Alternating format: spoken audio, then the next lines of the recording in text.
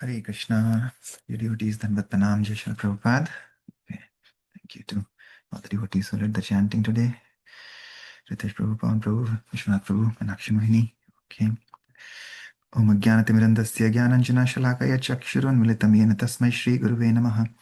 Nama Om Vishnupadaya Krishna Prishtaya Bhutale Srimate Bhaktivedanta Swaminate Namine. Namaste Saraswate Deve Gauravani Pracharine Nirvishesha Shunyavadi Paschat Deshatarine. Jai Shri Krishna Chaitanya Prabhu Nityananda Shri Advaita Gadadhar Srivasadi Gaur Bhaktavinda Hare Krishna Krishna Krishna Hare Hare Hare Rama Rama Rama Hare Hare. Hare Krishna. Okay, anybody would like to sing our prayer of the week today? We are continuing with the prayer to the Vaishnava Thakur from Prarthana, Vaishnava Ratam Das Thakur. I can try, Prabhu. I'm Yes, not that confident, but I'll try. Yes. Okay, go ahead, Mataji. Yeah. Ebaro karuna koro Vaishnava Gosani Patita Pavana Toma Binike Honai Ebaro karuna koro Vaishnava Gosani Patita Pavana Toma Binike Honai Chahar निकटे गेले पाप दूरे जाए एमुना दोयाला प्रभु के बकोठ पाए गंगार परस होइले पश्चते पवन दर्शने पवित्र कोरो ए तुम्हारा गुण हरि स्थाने अपराधे तारे हरि नाम तुम स्थाने अपराधे नहीं परित्राण तुम्हारा हृदये सदा गोविंदा विश्राम गोविंद को हे नामोरा वैष्णव परान प्रति जन्मे कोरी आशा चरणे रधूली नरोत्तमे कोरो दोया अपनार बोली हरे Krishna Krishna Krishna Hare Hare Hare Ram Ram Ram Hare Hare Hare Krishna Hare Krishna. Thank you, Shri Mataji. Vaishnava Ratam Das Thakur ki jai, Vaishnava Vidyapati ki jai, Jai Shri Prabhupada ki jai. Vaishnava Gosai are giving you your mercy when you are singing. Very nice. Thank you so much. Okay, anybody else would like to read the translation? That's a very nice prayer.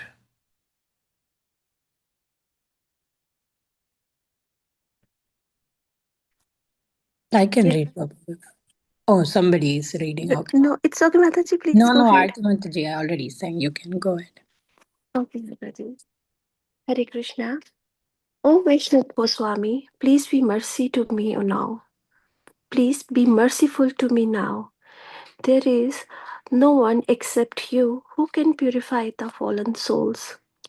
Where does anyone find such a merciful personality by whose mere audience all sins go far away? After bathing in the water of the sacred Ganges many times, one becomes purified, but just by the sight of you, the fallen souls are purified. This is your great power. The holy name delivers one who has committed an offense to Lord Hari. But if one commits an offense to you, there is no means of deliverance. Your heart is always the resting place of Lord Govinda. Lord Govinda says, the Vaishnavas are in my heart. I desire the dust of your holy feet in every birth I may take. Please consider Narottama yours and be kind upon him. Hare Krishna. Hare Krishna. Thank you, Ati Mataji. Yeah, so like that we see how Prabhupada, as a Mahabhagavat, he's our Vaishnava Thakur, he has come to give his mercy, and just by his darshan and by association with him, so many thousands and thousands of his disciples were purified, and so many people, lakhs and millions of people around the world were inspired. And but at the same time,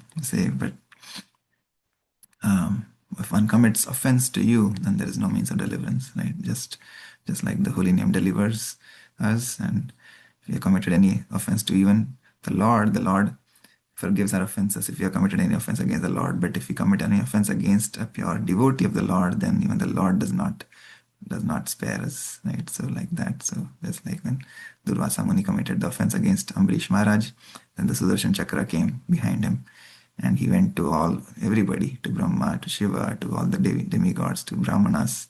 Nobody could save him. Even he went to Lord Vishnu. Vishnu himself said, "No, I cannot save you. You commit an offense against my devotee. You have to seek forgiveness from the devotee." So like that, Prabhupada was saying yesterday, Prabhupada Lilamrita, as we are reading chapter 51, chant Hare Krishna and fight. Prabhupada is saying about these conspiracy theories, all these people around the world, these so-called lawyers and politicians and philosophers, when they are fighting against a pure devotee and the Lord's movement, then that is a big offense that they are committing, and for that they may have to suffer for millions and millions of lifetimes. Right? So, but Prabhupada is teaching to everybody who is sincere and who is seeking, what is the process to awaken our consciousness. Right? He was saying how to keep Krishna in the center in everything that we do. Literally, like we keep Krishna at the center. When we go to our ISKCON center, we keep Krishna in the center. So once Krishna has come to the center, we cannot take Krishna out of the center. So like that. So when we have all these centers that we have, C1, C2, C3, Krishna has come there. So now we should not take Krishna out of the center. Krishna will always stay at the center. But yeah, we should always remember Krishna. We should never forget Krishna. That is the principle. And Prabhupada, and of course Krishna himself gives so many examples, like we were talking, we can remember Krishna in every situation. When we drink water, when we see the sky, the sun, the moon, right, etc. So yeah, we have to keep Krishna in the center. The OG of Kroger, like I was saying, OG, oh God, has to be in the center. But Prabhupada was also teaching us about, yesterday he's taking the journey from Bombay to Allahabad, and it's also like here in this world, we read A, B, C, D, right? We go in that direction, which is the wrong direction. Now Prabhupada is going from Bombay to Allahabad, B to A, back to the auspiciousness of Godhead. So as he's taking this journey, this is not just a journey in train, but it is also a journey of consciousness, like he's explaining, right? We are in this polluted world, full of hellish condition, meat eating, intoxication, gambling, illicit sex, all of these people are so polluted and corrupted. But as the train is passing from Bombay and getting out of the crowded Bombay and going into the farmlands, and Prabhupada is saying, see how peaceful this is. So like that, our consciousness is polluted in this material world. But when we chant, when we dovetail our practices in devotional service, then we get out of this polluted world and we get into the auspiciousness of spiritual life. So like that, this is a journey of our spiritual consciousness also. So like similarly, when we chant the holy names, initially it will be very difficult because our minds are corrupted for so many millions of lifetimes. So it will not be easy to chant the holy names. That time we are calling it as Namaparad. We are in the stage of Namaparad. We may be committing offenses against Vaishnavas, against the holy name, against the scriptures. But still we should keep continuing because like we just read, the holy name, the Lord clears all our offenses if we have committed any offenses in the past. But as we keep on chanting, then we will get to a stage of Namabhash, which is a stage of clearing our consciousness, purifying consciousness. And then finally we'll get to stage which is Shuddha Nam, which is purest form of chanting the holy name. So like that, our consciousness also will elevate slowly and gradually as we stay on the path. So like that, Prabhupada is taking this journey from Bombay to Allahabad, and he's also telling how people are untouchable in the Western world, right? They are associating Prabhupada.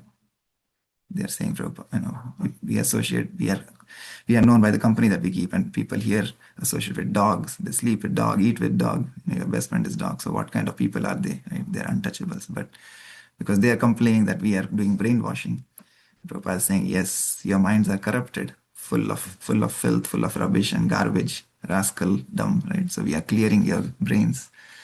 So that is the brainwashing Prabhupada is talking about. So again, when we follow the 4 regulative principles, no meat eating, no intoxication, no gambling, no illicit sex, then we are cleaning our body, purifying our body. When we chant the holy name, we are purifying our mind. And then when we read these wonderful Vedic scriptures like Bhagavad Gita, Srimad Bhagavatam, Chaitanya Charitamrita, etc., then we are clearing our intelligence. So at all 3 levels, Prabhupada is cleaning our consciousness at both at body, mind, and intelligence. So that is the process he's teaching. Okay, let's continue. Anybody else would like to read? Okay, I'll continue then. All right, Rameshwar. But this is their argument, that the standard in America is that you become learned in different fields, science, music, art, and literature. This standard of culture and education is coming from the idea of the Renaissance in Europe. But in our Hare Krishna movement, we are isolating ourselves from these things and simply reading one set of literature, Krishna. Prabhupada. This other is not culture. As soon as you change, that means it is not culture. It is manodharma, mental concoction. Yes, we want to stop your nonsense. That is our mission. Those who are intelligent, they have taken. And you also take. Rameshwar raised the objection that Krishna conscious children were not prepared to go to public schools and universities. And Srila Prabhupada replied that they were being saved. But what if they want to change later in their life? Asked Rameshwar. They have become Krishna conscious from the very beginning, Prabhupada said. That is the perfection of life. They are perfect from the very beginning of their life. And you are going to school in the college, but you are becoming most uncivilized, like cats and dogs, becoming naked, having sex on the street. So what is the value of that education? Stop all these colleges and universities. As soon as they are stopped, it is better for human beings. Rameshwar. They say that if we claim our members are gentlemen, then why is it that they go to the airport and bother so many people? Prabhupada. They are not bothering, they are educating. When a thief is advised, kindly do not become a thief, he takes it as botheration. But it is good advice. Rameshwar. They say it is invasion of privacy. Every man has the right to think the way he wants. Prabhupada. Yes, therefore I have got the right to think like this and sell books. Rameshwar. So if I do not want to hear your philosophy, why do you impose it? Prabhupada. It is not imposing. It is good philosophy. We are canvassing. Take it. You will be benefited. And they are being benefited. Those who are reading, they are being benefited. And why are you advertising? Big signboards. Please come and purchase. Huh? Why are you imposing your so-called goodness on us? Why you are doing? Back and forth the battle went, hour after hour. Rameshwar unleashing all the arguments against the Krishna consciousness movement and Srila Prabhupada defeating them. Prabhupada called the arguments childish and foolish, and he strongly criticized the materialistic demeanor from which they sprang. By Shastra and logic, he proved that the non-devotee has no good qualities and is less than an animal because of his lack of God consciousness. Such a person, he said, was in no position to criticize, and such criticisms only showed ignorance of the real purpose of human life. The train stopped in Manmad, Jalgaon, and Khandwa, as well as other small towns and junctions. And for Prabhupada and his disciples, the day passed quickly in discussion. Prabhupada was absorbed in defending the Krishna consciousness movement. He relished fighting on behalf of Lord Chaitanya. He was speaking, of course, mainly for the benefit of his disciples, but beyond that, he was expressing his compassion for all beings and his dedication to the Krishna consciousness movement. They are spending so much for military strength, Prabhupada continued. They are not performing yajna. So how will there be rainfall? There will be warfare, devastation. It is a most rubbish civilization. They are misleading everyone, soul killing. It is the blind leading the blind. Even when there is difficulty, we have to do this as Krishna's business. Let the dogs bark on. We don't care. If we remain sincere to Krishna, that is our victory. The external result is not so important. We have to act according to the direction of Krishna. Of course, we want to see good results, but even if there is no good result, we don't mind. We must be sincere to Krishna, that we have done our best without cheating. That is our duty. As servants, we shall not cheat the master. Result or no result. The devotee is not sorry if there is no result. Never mind. Chaitanya Mahaprabhu says, I have brought to Banaras the Hari Nam, but here they are all Mayavadis. So if it is not accepted, all right, I shall take it back. But we must do our best canvassing work. Please take it. That is our mission. Hare Krishna, Krishna Krishna, Hare Hare, Hare Ram, Ram Ram, Hare Hare. Srila Prabhupada speaking trailed off into the chanting japa. He would chant for a while and then bring up another point. Rameshwar Swami continued to stir the conversations, anxious to fortify his own convictions and preaching ability by hearing directly from Srila Prabhupada. Very often, Rameshwar said, they will say it is not religion that we are concerned with, but it is brainwashing and mind control. You are chanting so many hours a day. What is it to you? Prabhupada interrupted sharply. That is my business. Why do you bother yourself? Rameshwar. But you are not giving these young people a chance to think when they chant for so many hours. Prabhupada. You are thieves. You are coming to kidnap. Why shall I give you a chance? They are chanting, but you are charging brainwash. You ask them, don't chant. That is your business. But that you cannot do. Rameshwar. But they say that takes away freedom to think. Prabhupada. That is controversy. But you want to take his freedom and still you are accusing us? Prabhupada said that first there should be a test of what is genuine religion. We say, said Prabhupada, that the law given by God is religion, and it does not matter what name is given to God. If we say Krishna, that does not mean that he is not God. So before there is a challenge to Krishna consciousness, there should be an assembly discussion and decision as to what is genuine religion. We say that God is one, and whatever he has given as law, that is religion. Rameshwar. But the Christians say that according to the Bible, if God wanted us to believe in Krishna, he would have told us on Mount Sinai, and he would have told us through Jesus Christ. Jesus said, I am the only way. Prabhupada, that's all right. But Jesus Christ did not explain more to you because you are rascals. You cannot follow even his one instruction. Thou shalt not kill. It is not the foolishness of Jesus Christ, but because you are so rascal, you cannot understand him. Therefore, he avoided you rascals, because whatever he said, you cannot follow. So what you will understand? Therefore, he stopped speaking. Rameshwar. They also say that you are ruining family life. Prabhupada, that's all right. We are entering Krishna's family. Harishwari. But if you are actually followers of God, why are you breaking up the families? Shouldn't you have love for everyone? Rameshwar. One of the commandments is that one shall honor thy father and mother. Prabhupada replied that a devotee loves his mother and father by teaching them Krishna consciousness. Harishwari. My mother testified to that. When I was at home, she said I was impossible to live with. When she saw me afterwards, I was very nice. Prabhupada. Many. Hayagriva's father and mother also. Rameshwar. My parents think like that too. I could have no relationship with them before, but now that I am a devotee, I actually want to help them. Prabhupada. There are so many fathers and mothers who appreciate. None of our disciples are disrespectful to mother and father. Why? I never said you become disrespectful to your father and mother. At Brahmananda's initiation, his mother was standing there and I instructed Brahmananda, take the dust of your mother's feet first. Then you offer me obeisances. So first of all, he offered his obeisances to his mother. I told him, you have got good mother. Otherwise, how she has got a son like you? I always say like that. I never say disrespect. In a particular case, if the father and mother are demons, he must give up their association. But we never said break up the family. Rameshwar. I think we have used up all our arguments. Prabhupada, still eager to argue. First of all, you said that we are depriving of food. Where is this? Rameshwar. Yes, this is their argument that we only let devotees eat twice a day and there is no meat and very little protein. Prabhupada, that depends on him. If he likes to eat that kind of food, you have no right to force. Then you are turning to force. There are different persons and they like different types of food. If he likes twice a day, why do you insist thrice? That is his choice. Rameshwar. And sleeping only 4 or 5 hours, very little. Prabhupada, yes, because it is a waste of time. Rameshwar, but this makes his mind very weak. Prabhupada, you rascal, you have nothing to do, you sleep. Napoleon used to sleep for 1 hour, 2 hours. He was such a busy man. So they are so busy in Krishna consciousness. Every great man does not sleep very much. Sleeping is simply a waste of time. If he does not sleep more, it is a sign of greatness. When Rameshwar Swami argued that the opposition has psychologists to testify against us, Prabhupada replied, "We have got our psychologists." After taking all afternoon and into the night, Prabhupada told the devotees to rest. At 10 p.m., he lay down and Harishwari massaged his legs. Actually, Srila Prabhupada concluded, their arguments are not very sound. Therefore, it is simply a plan of Krishna's to help give us some prominence. It will make us more well known.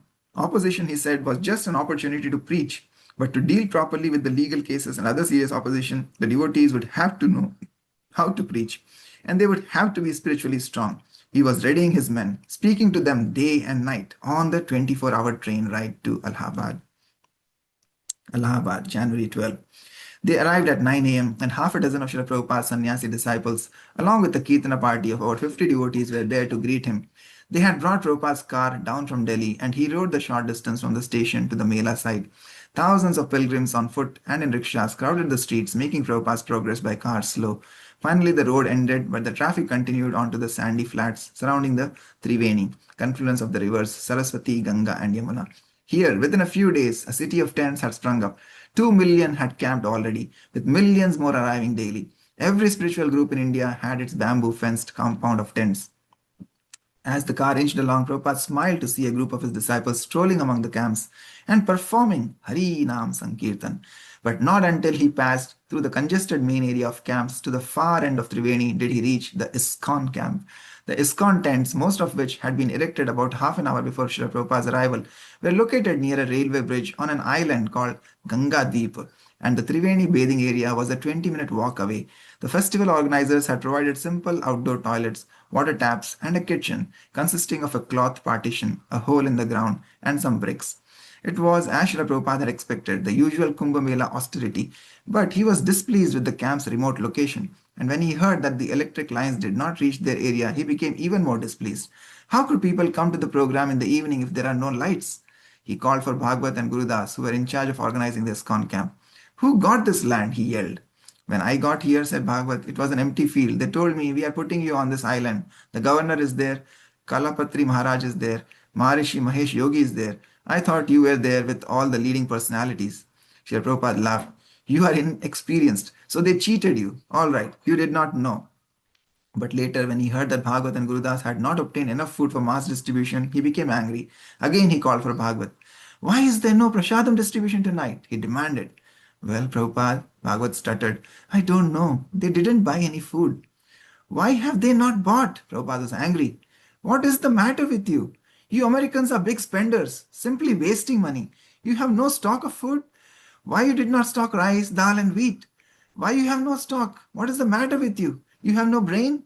You spend 5 rupees cab fare going, 5 rupees cab fare coming back, and you buy 1 rupee of rice? This is your mentality? You are nonsense. Every time you need something, you go to the store and buy it. You don't know how to buy sufficiently one time and then use it? You cannot think like that. And why have you made this location under the elevated train? Why have you done this wrong? The train is making noise. This pandal is a failure. Food is not being distributed. After 20 minutes of reprimanding, Prabhupada dismissed Bhagwat. A little later, Prabhupada called for Bhagwat again.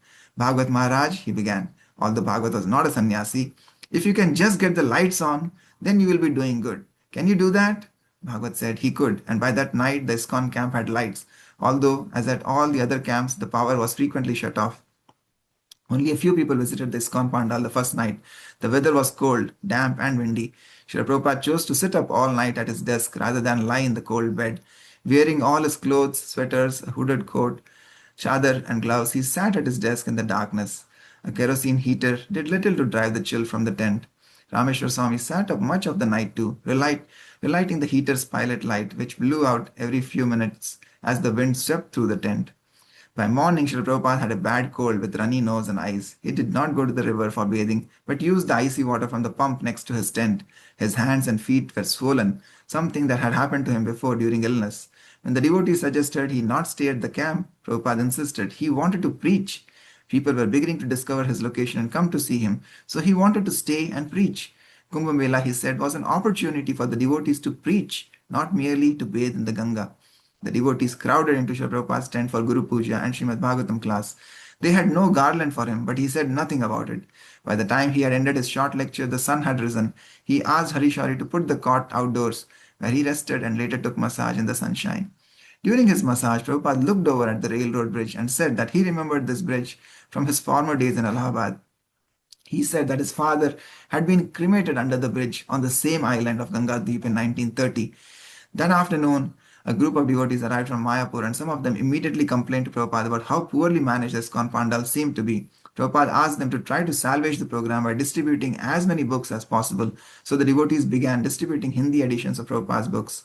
The devotees took their chanting and book distributing down the main road where they came upon the camps of different Shaivites who sat around their fires wearing only kopinas, loin clothes.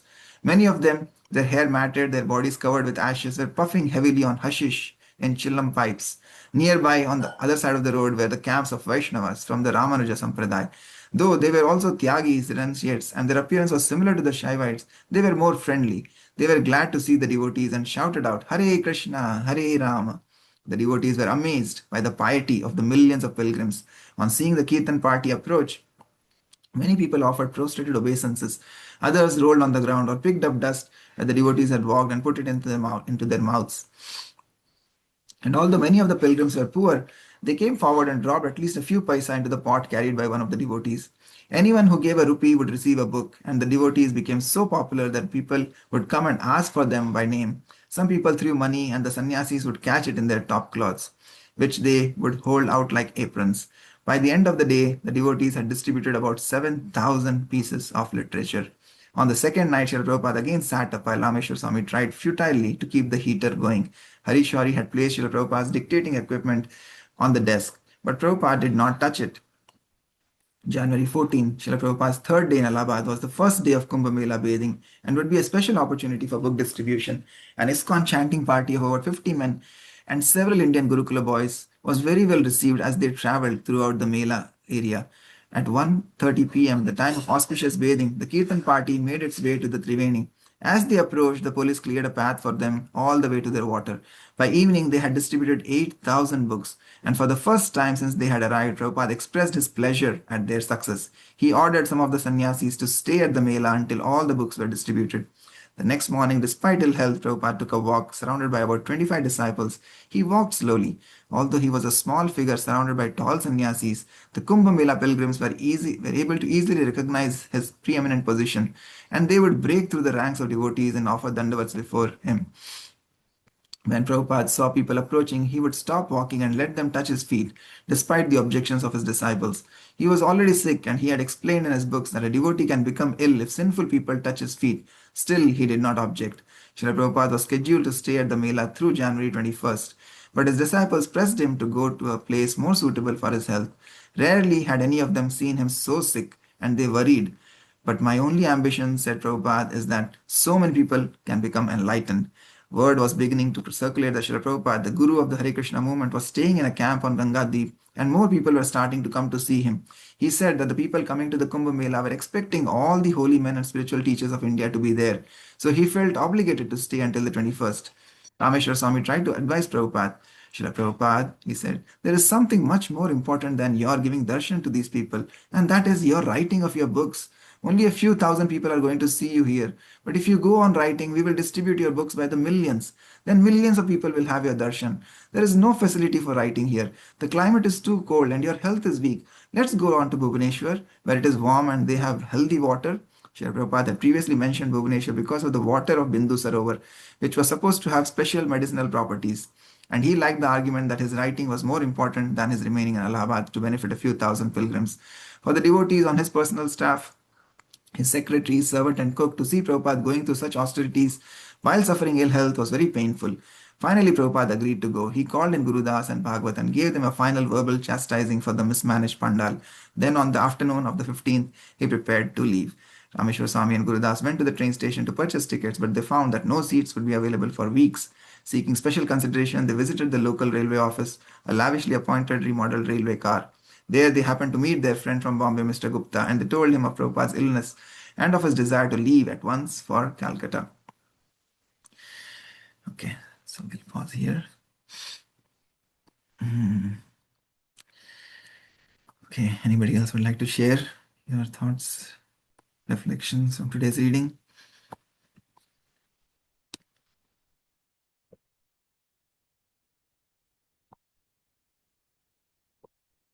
I was just remembering again, like this, all this talk of people have their own preconceived notions, and how Prabhupada is one after the other, smashing and squashing all these arguments that people are bringing up. And yeah, we have been going on round and round in this material world through millions of births. So there is so much of dirt accumulated in the mind that it is like it is just like recycling in the minds of everybody.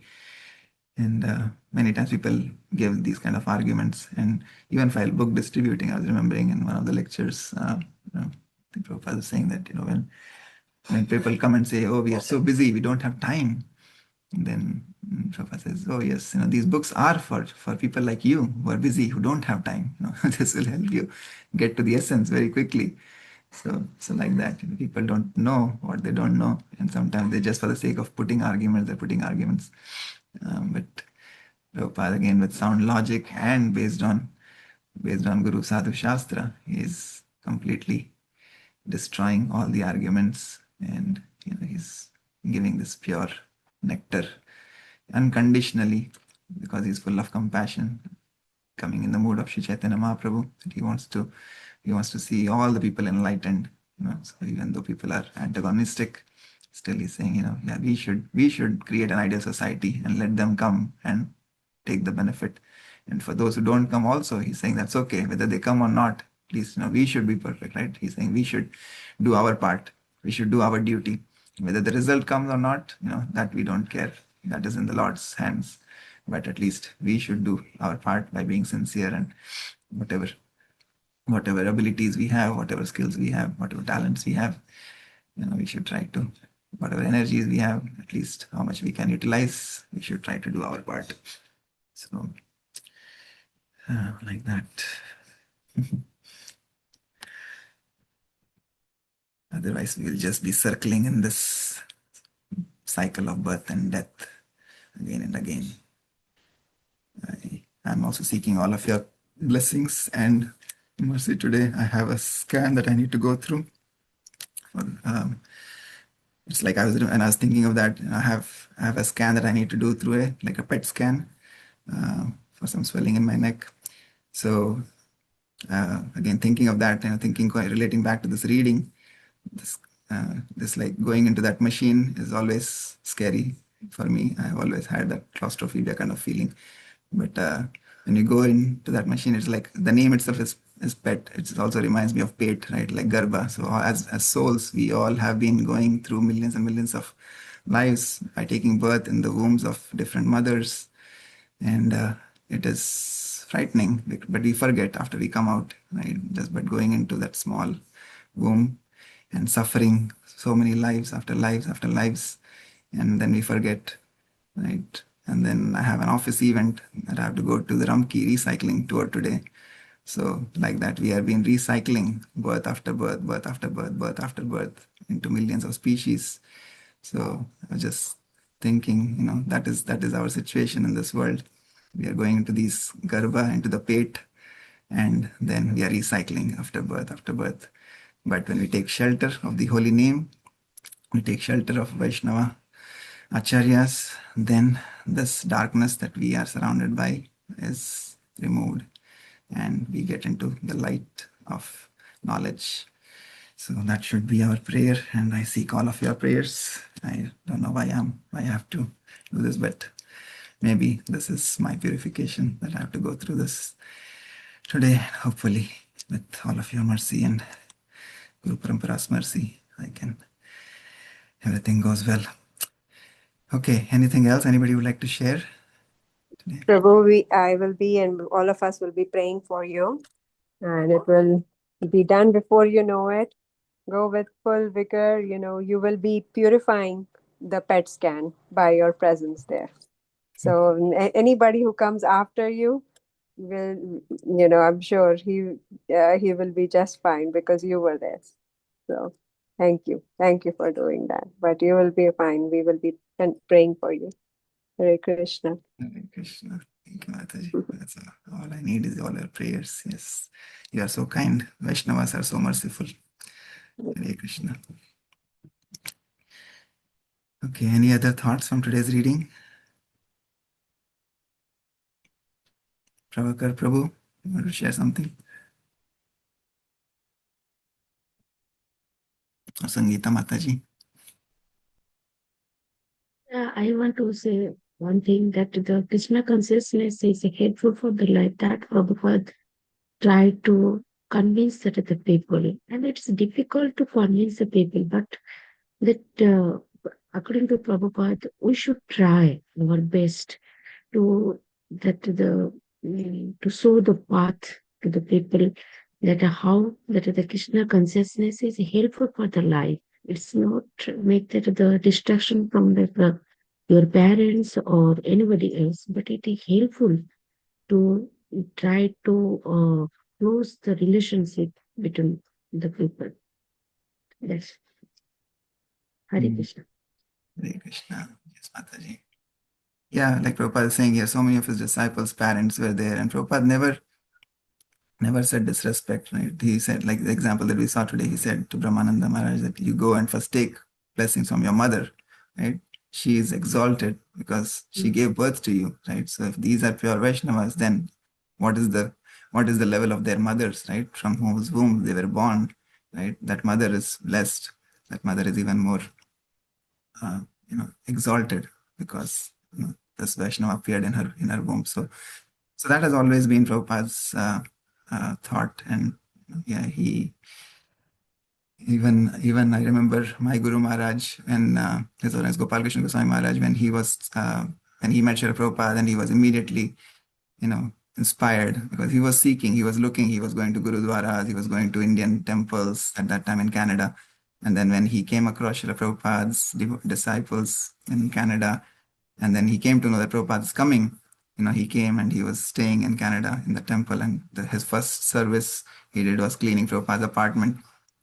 But as soon as he met Prabhupada, he felt like, this is what he was looking for, right? He got his answers for all his questions. And but when he was taking initiation, he wanted to take initiation. His parents were opposed.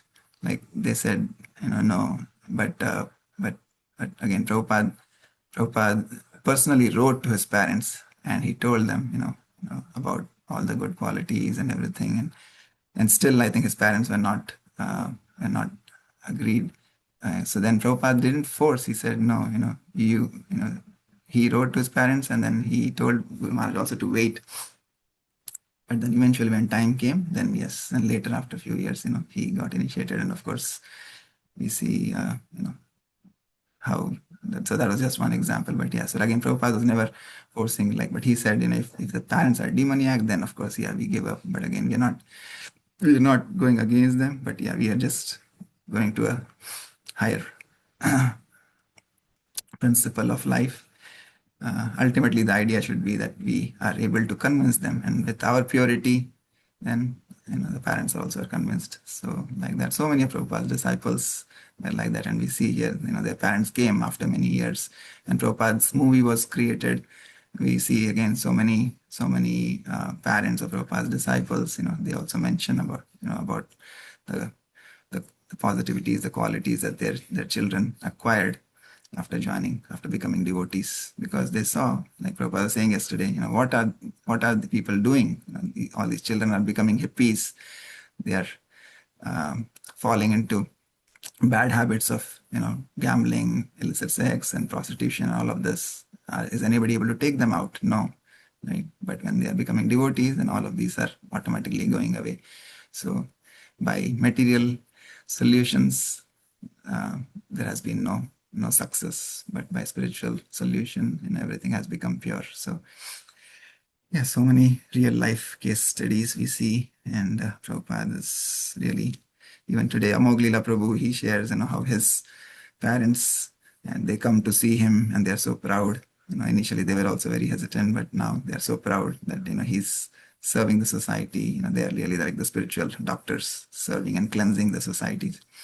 So like that, so many brahmacharis, so many sannyasis today, their parents. There are many stories that are coming to my mind, but so like that. These are like really exalted Vaishnavas who have given up everything for their. So we can only seek inspiration by following in their footsteps. But brahmacharis, sannyasis who have given up everything, their families, and surrendered to their holy, to the lotus feet of their spiritual masters. How much of sacrifice, how much of dedication they have. We can just pray for a drop of that. But again, like we said, all ashramas are important, Prabhupada says. So while staying in Grihastha ashram, we are serving these other ashramas. So Grihastha ashram is also very, very important because we serve the Brahmanas, we serve the Vaishnavas and Sannyas and Brahmachari ashram and Vanaprastha ashram. We serve our own families. We try to make them Krishna conscious. So Grihastha ashram is also very, very important. Thank you, Mataji. Okay. Krishna Prabhuji get also. Thank you, Mataji. Thank you so much for your prayers. Hare Krishna. Krishna Prabhuji, I hope all goes well with Krishna's mercy. Thank you, Prabhuji. Thank you. Hare Krishna. Hare Krishna. Okay. All right, we'll end here. Vanchakalpatarubhyascha kripa sindhubhya eva cha patitanam pavanebhyo vaishnavebhyo namo namaha. Anantakoti Vaishnavrinda ki jai. Jagadguru Srila Prabhupada ki jai. Srila Prabhupada Leelamrit ki jai. Nitai Gaur Premanande. Hari Hari Bol. Hare Krishna. Hare Krishna. Krishna.